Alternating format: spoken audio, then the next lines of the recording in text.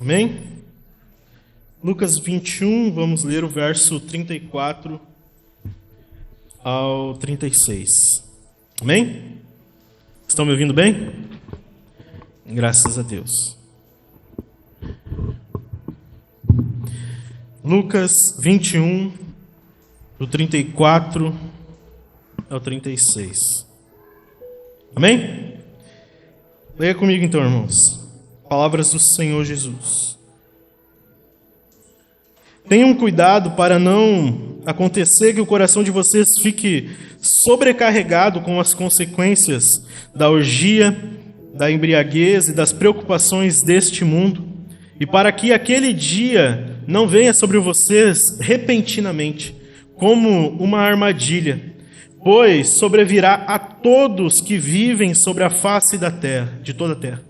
Portanto, vigiem o tempo todo, orando para que vocês possam escapar de todas essas coisas que têm de acontecer e para que possam estar de pé ou em pé na presença do Filho do Homem. Amém? Graças a Deus. Feche seus olhos. Pai, eis aqui a Tua palavra, Jesus. Que ela seja um instrumento nessa noite. Que o Teu Espírito aplique ela no nosso coração. Abra os nossos olhos e os nossos ouvidos, Pai, para que a Tua mensagem seja comunicada com verdade, Senhor. Em nome de Jesus. Amém. Amém, irmãos? O texto esse que eu li aqui, irmãos, Jesus está alguns instantes antes da sua morte, amém? Da sua crucificação. Ele está falando, irmãos, de forma mais aberta dos últimos dias que viriam sobre a face da terra, o que nós chamamos de os fins dos tempos, enfim, eu já expliquei isso aqui para vocês, não é a questão que eu quero trazer aqui nessa noite, mas ele estava se referindo à proximidade do evento principal no calendário do crente, que é a volta de Jesus. Amém? Essa deve ser, ou esse deve ser o principal evento de qualquer cristão, irmão. Esperar ansiosamente a volta do Mestre. Amém?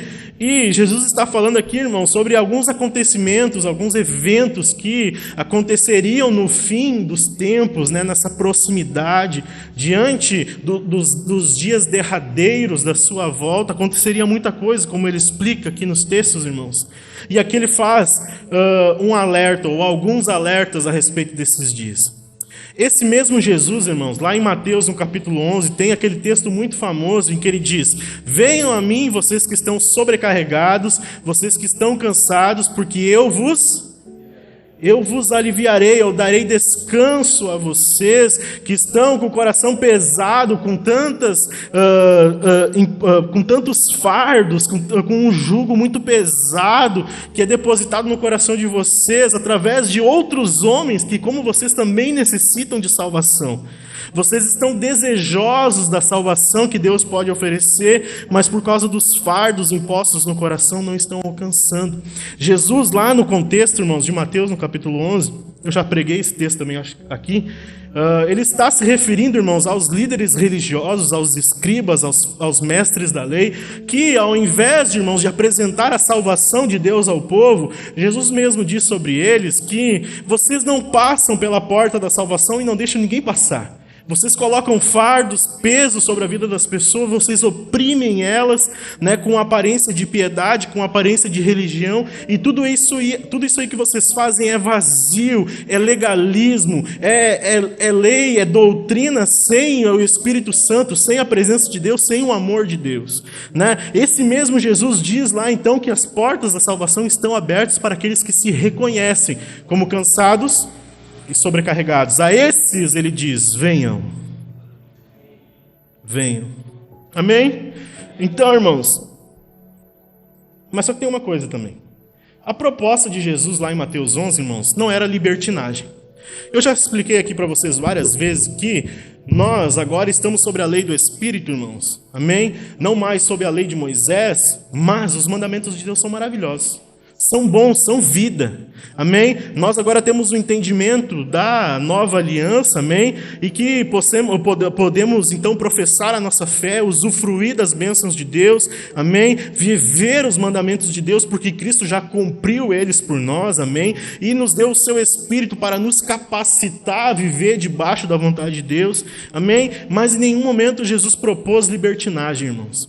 Você não está sem lei. Você não vive sem lei, você não vive como se não devesse obediência a Deus. Mas o que Jesus propõe lá em Mateus 11 é que o fardo dele, é que o jugo dele é mais leve, é mais suave.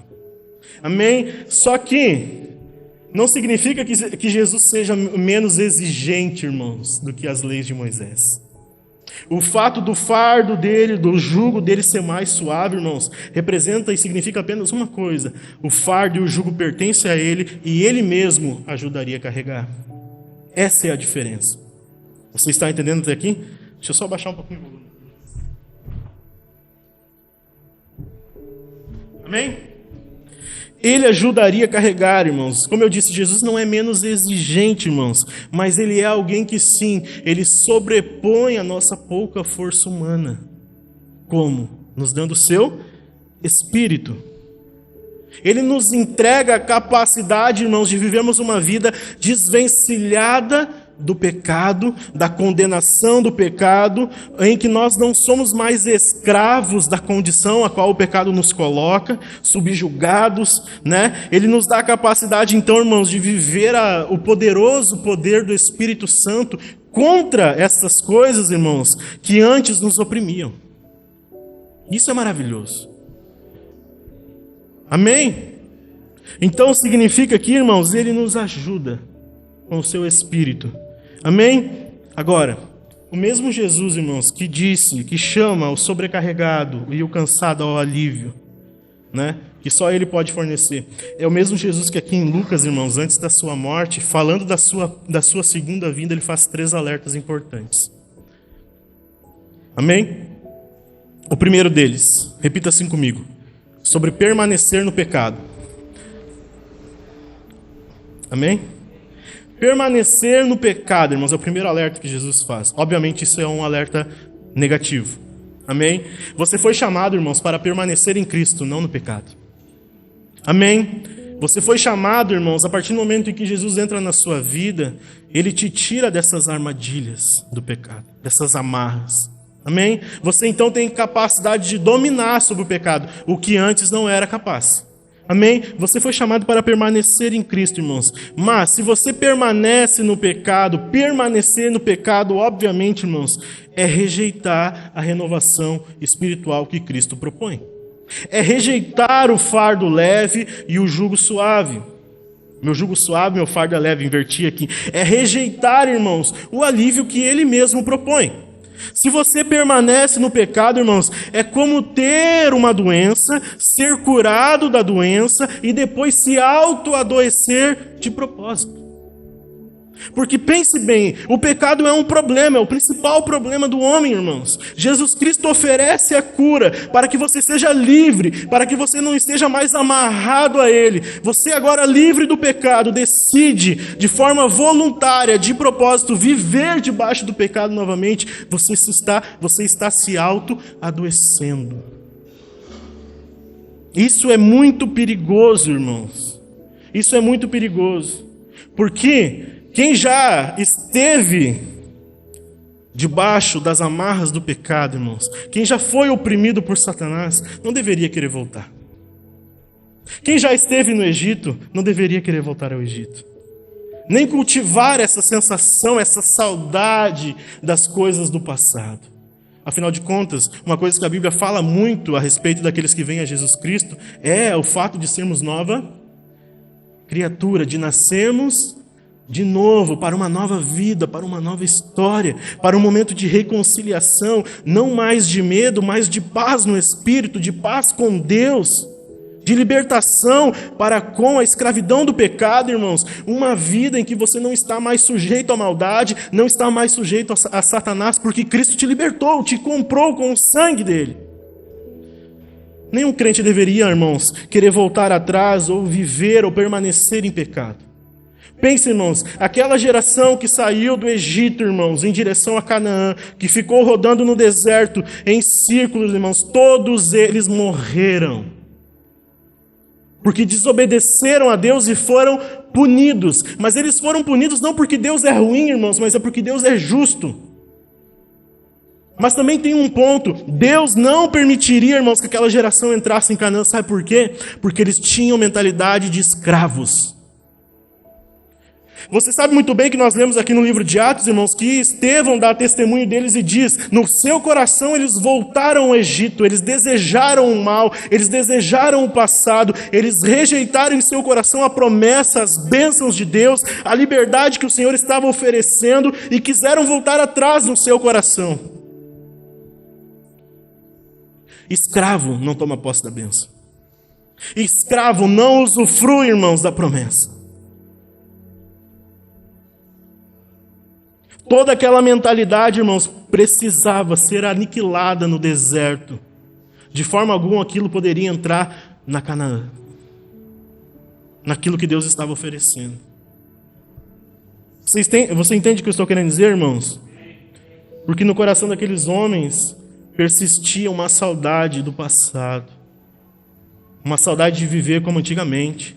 Uma saudade do momento em que eles estavam e que eles permaneciam debaixo do jugo, debaixo da opressão do Egito e de Faraó, em que eles não tinham liberdade. Toda aquela mentalidade, irmãos, precisava cair no deserto, porque, irmãos, a salvação é para os livres. Aonde o Espírito do Senhor está, ali a liberdade. Amém?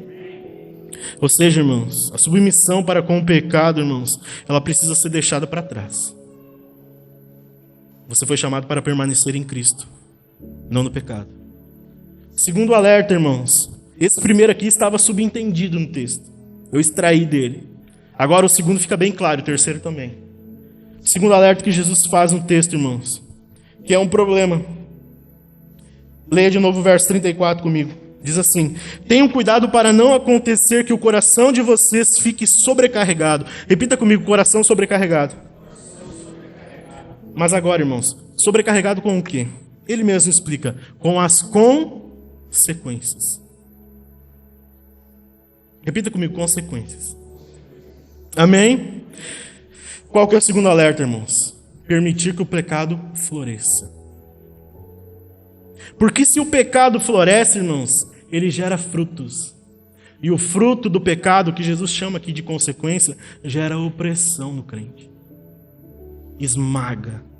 Como ele mesmo diz aqui, aumenta o fardo. Que eu chamei vocês para aliviá-lo. Se você permanece no pecado e permite que o pecado gere frutos na sua vida, você está colocando o peso de onde Jesus tirou. E agora, irmãos? Isso é gravíssimo. Esse é um problema muito grande. Porque o sacrifício de Jesus foi para proporcionar esse escape, esse alívio, esse descanso, essa bênção. Depois que o crente recebe, ele começa a flertar com o pecado novamente, ele começa a permanecer em situações de maldade, e aquilo começa a gerar consequências, as consequências começam a oprimir. O ditado popular, por exemplo, a respeito da mentira, é que a mentira tem perna. Porque o que a pessoa, quando fala isso, subentende, irmãos? Que em algum momento ou outro a verdade virá à tona. E aquilo trará consequências. Porque se já era ruim no início, com a mentira fica pior. Porque daí são dois problemas. O problema em si e o fato de ter sido ocultado. Consequência. E uma pessoa que vive em mentira, irmãos, vive oprimida. Vive uma vida falsa, vive uma vida de ilusão. Não tem como viver, irmãos, alívio desta forma. Não tem como descansar se você é um mentiroso. Se as pessoas pensam que você é uma coisa e na verdade lá no seu íntimo você é outra. Só que tem um problema, ele sabe de todas as coisas. Ele conhece todos os corações, irmãos. Jesus diz aqui que as consequências, irmãos, do pecado, elas sufocam, elas asfixiam. Eu já passei por um evento de quase afogamento, irmãos. Não é legal, né, Nicolas? Não é legal. O dia que você passar por um evento de quase afogamento, você vai entender que ser asfixiado por algo é terrível.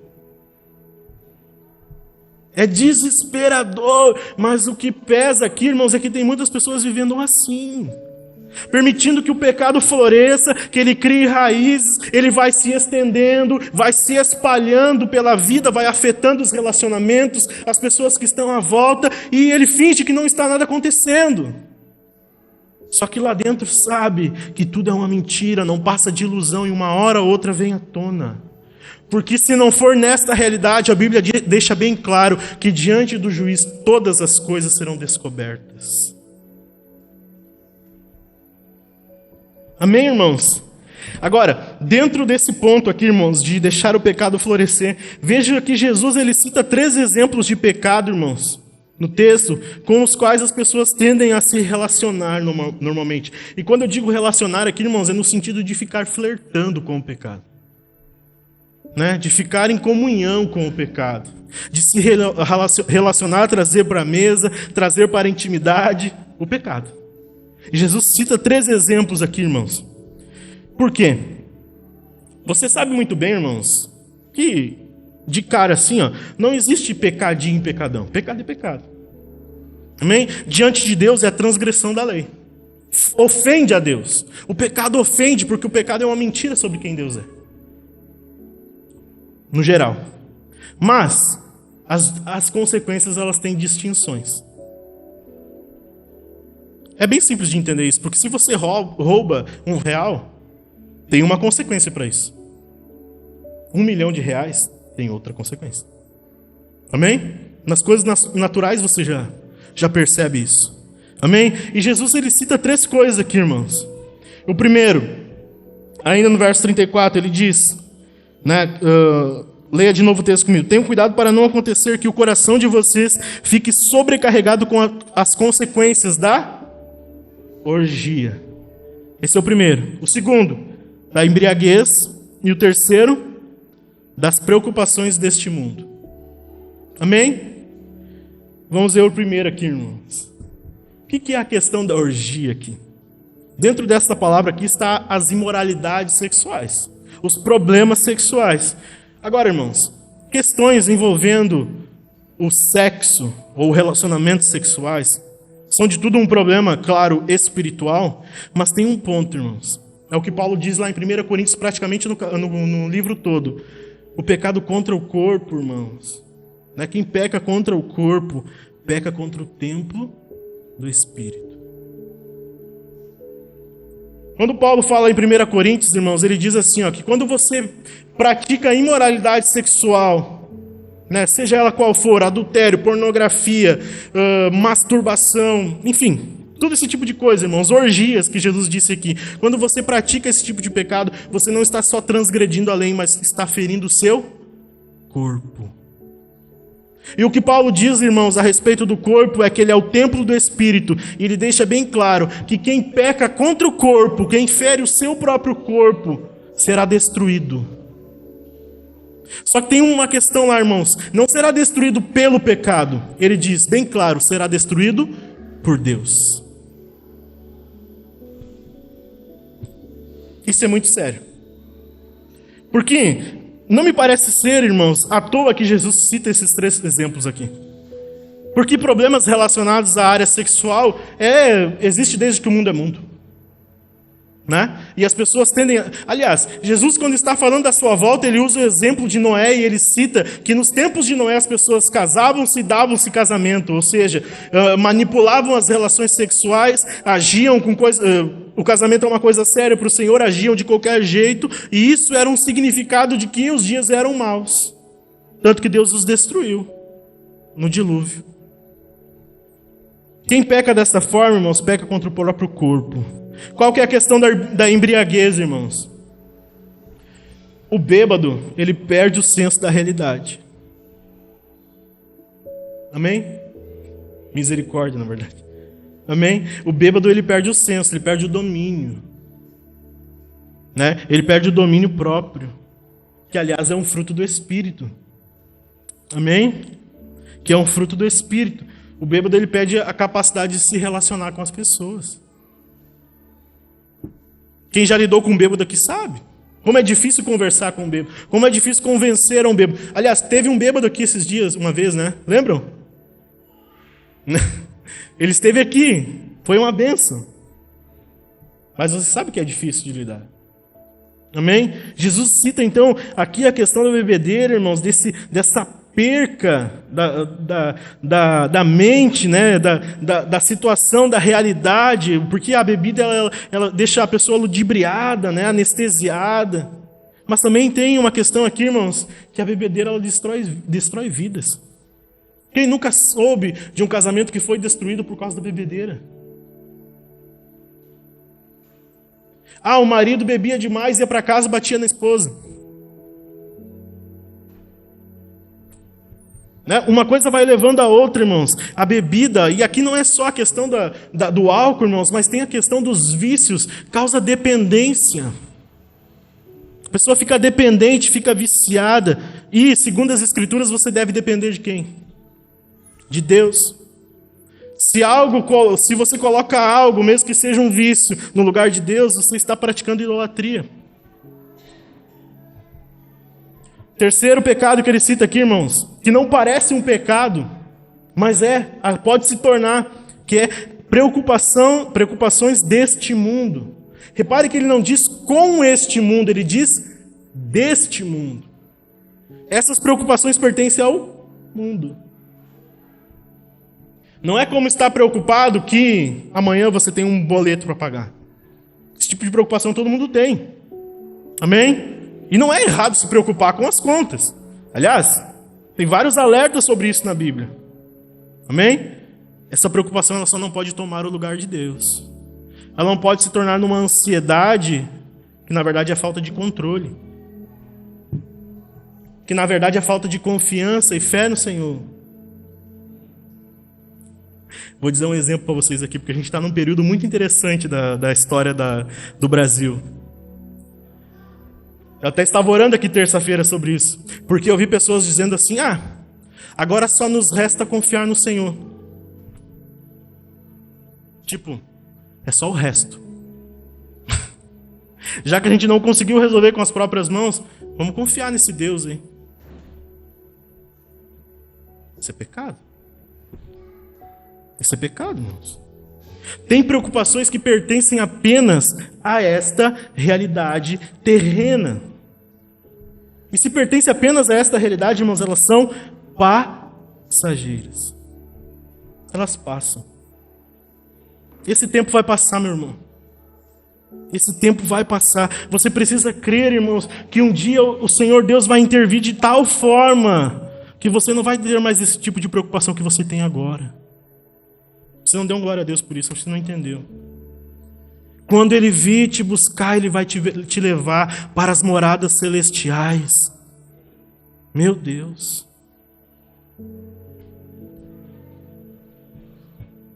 Amém, irmãos? De forma alguma, essas coisas elas devem roubar a nossa mente daquilo que Paulo diz, das coisas do alto. Pensem nas coisas do alto. Amém, irmãos? Agora, se as preocupações deste mundo tomam o lugar do Senhor Deus, a Bíblia deixa muito claro que nós nos tornamos parecidos com aquilo que adoramos. No caso, quando um outro Deus assume o lugar do Senhor Deus na sua vida, ele se torna um ídolo, você passa a idolatrá-lo. Se nós nos tornamos parecidos com isso, irmãos, o que as preocupações deste mundo podem nos tornar?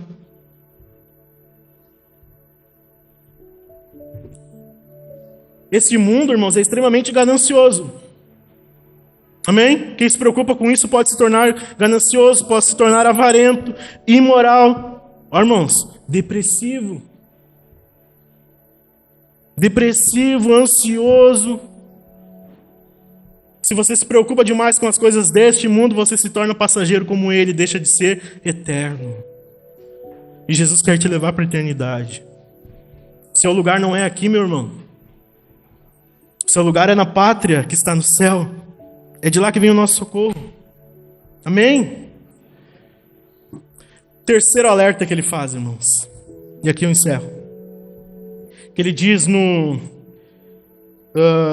Depois que ele cita ali, irmãos, os 3 pecados, ele diz assim, ó, que vocês devem ter cuidado com relação a esses pecados. Ainda no verso 34 ele diz: e para que aquele dia é uma referência ao dia do Senhor, a volta de Jesus, amém? Para que aquele dia não venha sobre vocês repentinamente. Repita comigo, repentinamente. Olha só o que ele diz no 35. Como uma armadilha. Agora, se permanecemos no pecado, se deixamos que o pecado gere frutos, que ele cresça, que ele floresça em nós, nós caímos numa armadilha.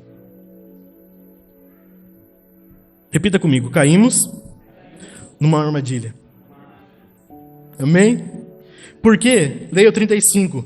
Pois aquele dia, sobrevirá a todos os que vivem sobre a face de toda a terra. Primeira coisa aqui é que se você crê ou não na volta de Jesus, saiba, isso vai interferir na sua vida, porque você não vai conseguir escapar.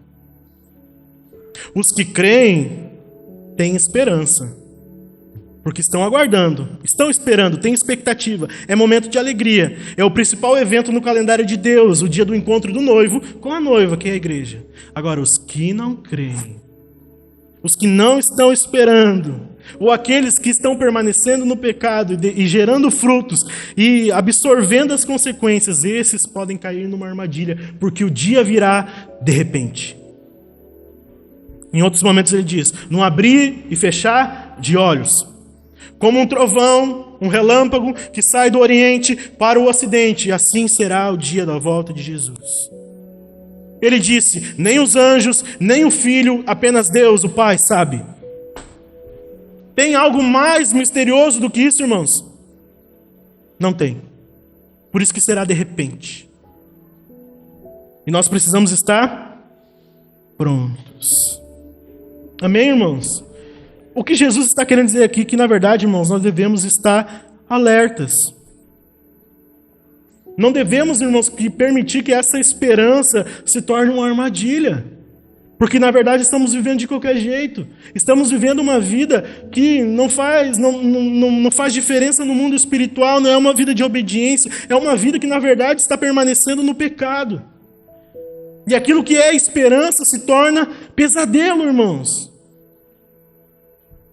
Porque você sabe, nós já lemos aqui Mateus 24 todo, irmãos, numa quinta-feira na escola bíblica.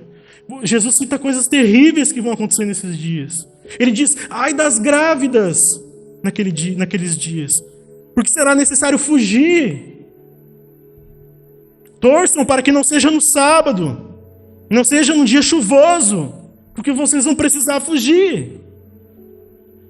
Porque o dia do Senhor vem com ira, meu irmão, sobre esta terra. Não deixe que isso se torne uma armadilha para você, irmãos. Amém? Não deixe. É depressa, é inescapável a volta de Jesus. Mas para nós precisa ser uma alegria. Em nome de Jesus. Sabe por que Jesus está dizendo isso, irmãos? Porque ele está falando dos eventos que se aproximam da sua volta. Daquilo que vai acontecer naqueles dias. Está muito próximo. Parece cada vez mais próximo, mais palpável. É só abrir os olhos. Sabe por quê, irmãos? A tendência é de que a maldade, as distrações, as imoralidades, as preocupações, como ele disse aqui, irmãos, é a tendência que tudo isso cresça conforme nos aproximamos da volta. Porque justamente elas querem roubar a nossa atenção. Essas coisas justamente querem te distrair.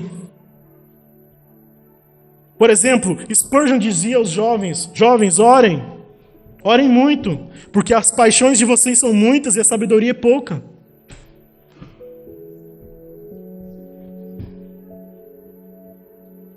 Isso não pode, irmãos, nos roubar a vigilância. Amém?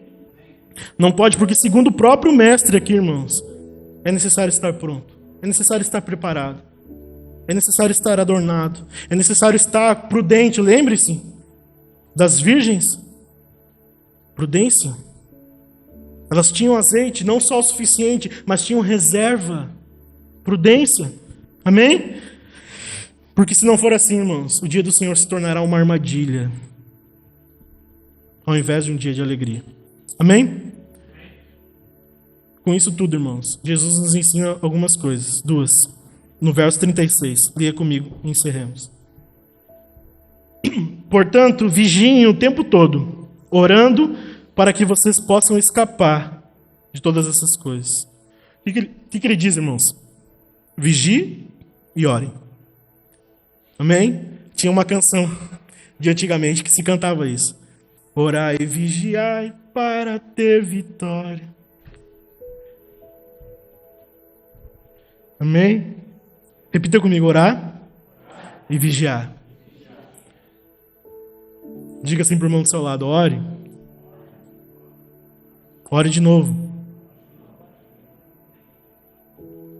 E vigie.